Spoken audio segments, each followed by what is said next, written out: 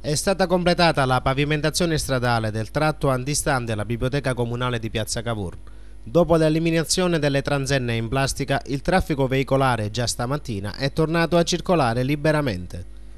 Perché i lavori siano completi, resta adesso da piastrellare l'ultimo tratto, quello compreso tra la chiesa del Rosario e la posta centrale.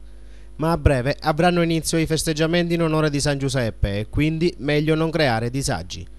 Per la festa di San Giuseppe, dice il vice sindaco di Favara Angelo Messinese, vogliamo che sia tutto pulito ed in perfetto stato. I lavori di pavimentazione riprenderanno il prossimo 22 agosto, prima in via Salita Matrice, poi in piazza De Vespri.